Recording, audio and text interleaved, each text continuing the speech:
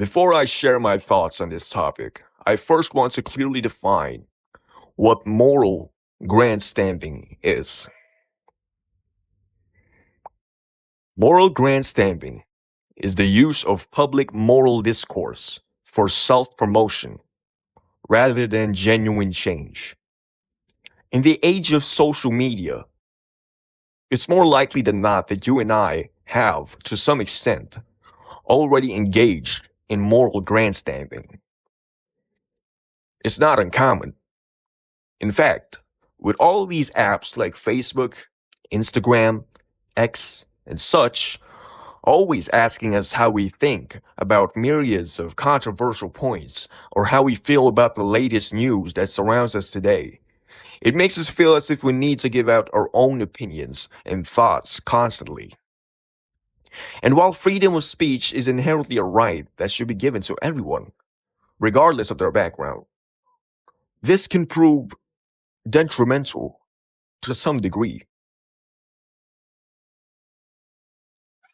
We're oftentimes handed chances to debate with others about societal problems, and it always lands on a specific subject or variable related to the concept of morality. Of course, it's not unusual.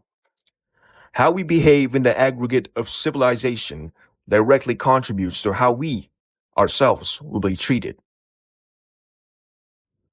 Humans have evolved to stay in groups and tribes, and whenever you dissent from what that tribe prides of, whether it be their conduct, values, customs, or norms, you will be chosen for exile.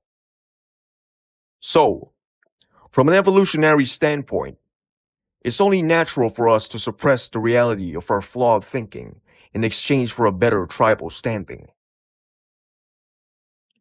And no doubt, we have, without fail, adhered to this for millenniums, and millenniums more to come. That's what the present time has been built upon.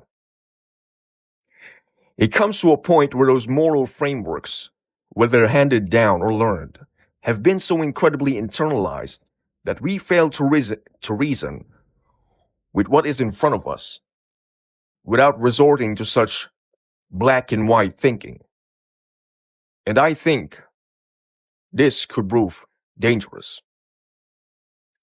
When the ego and these moral frameworks are deeply intertwined, we begin to identify ourselves by it. We don't question it, and we derive a sense of self-serving pleasure from being able to express our deep subservience to these morals. We engage in public discourse, debates, arguing endlessly on why another person's guide to what they perceive to be right and wrong is fundamentally incorrect. And we pride ourselves by reinforcing these internalized beliefs of ours, even when completely blind to the chance that we're reinforcing on ourselves and to others may be, in some significant way, flawed. We love to say that this should be done this way. And when asked why, we resort to a circular reasoning of because it's always been like that. We don't even stop for a moment's notice about why it's always been like that. We begin to become prejudiced, failing to understand the nuances of others' experiences and fundamental differences. Of course, this is not to say that relativistic morals that we agree upon, such as murder being wrong, could also be predisposed to bias. We all agree that it is wrong. But of course, context is crucial. Marcus Aurelius, the ancient Stoic philosopher, famously said, "Waste no more time arguing what a good man should be, and be one." But we're so caught up in trying to prove ourselves right and others wrong while pedestalizing our own moral beliefs as if it's indestructible when faced with utmost scrutiny. We love to show off how we think in a condescending, aggrandizing way so as to show that we're superior to X and Y. And for what purpose afterwards? For a fleeting sense of fulfillment?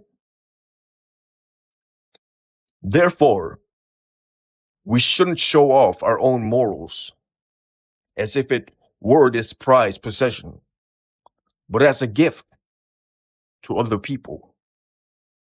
A gift shouldn't feel unpleasant. It should feel as if it's welcoming and accepting from the perspective of the recipient. A gift that could bring about positive change and ultimately contributes to the better good of society.